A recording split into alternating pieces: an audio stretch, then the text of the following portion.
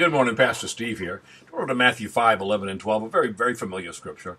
It says there, "Blessed are you when men shall revile you and persecute you and say all manner of evil against you falsely for my name's sake. Rejoice and be exceeding glad, for great is your reward in heaven, for so persecuted they the prophets which were before you." Recently had a Facebook conversation with a brother in the ministry, and the topic was a certain uptown church that was bad-mouthing their ministry. And they didn't mention it, of course, because they work with the gypsies, tramps, and thieves, the downtrodden. It sounds like someone else I know. But anyway, I began to think about that a little bit. And I was reminded of someone who called me a few years back, and they wanted to try out our church. And I said, sure, everybody's welcome.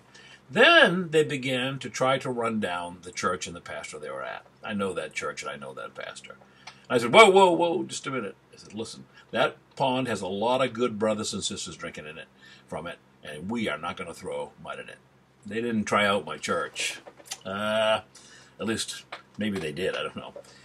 If you're living for Jesus, if you're preaching the word, you're inevitably, get this, you're going to run into people who delight in spreading the gossip instead of spreading the gospel.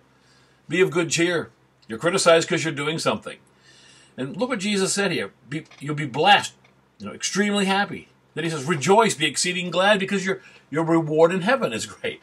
So these people who are putting you down don't realize it, but they're putting you up in the rewards department.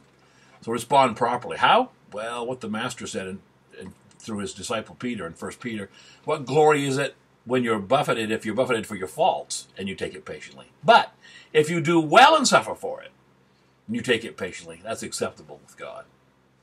Christ suffered for us, giving us an example to follow. Remember, no sin, no deceit, no repayment in kind, no threats. But he just turned it over to the righteous judge.